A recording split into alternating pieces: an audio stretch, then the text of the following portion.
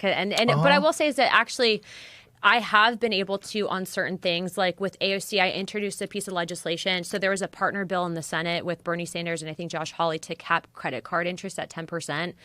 And then I started getting a lot of heat for it because people were like, you can't do that. And I was like, well, most of these banks that we're talking about are actually taking government bailout. So if you're taking a government bailout and you're essentially operating off the goodwill of the federal government, then you should be held to standard, because then you have like predatory lending. And what ends up happening is some of these people will take out a credit or max out their credit cards, and then for the rest of their life they're paying back the debt.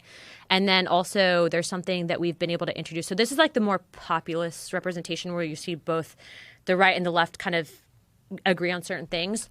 And there's another bill that I'm introducing with another Democrat and another Republican that's a more moderate Republican, but it's actually to cap student loan interest at 2.5%.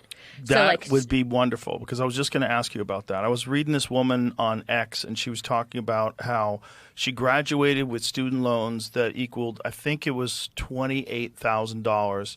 She's paid off. She's never missed a payment.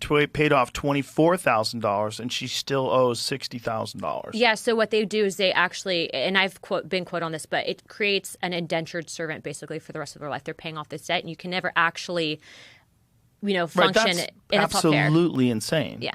If she's telling the truth, and I believe she is, that's absolutely insane. That you could owe $60,000+ after a $24,000 or $28,000 loan when you've paid $24,000 of it off. It's for people that are actually trying to better themselves that might have to take out loans for that. It's crippling, and then they actually can't get a good start at being contributing members of society because they're always functioning in the debt. Exactly. And if you want to make America great again, have less people in debt, have less losers. Opportunity. Yeah, have more people that can get things going on because they're not burdened by some crazy debt that really is not right. It's not right that you do that to an 18-year-old kid and saddle them down like that for the rest of their life.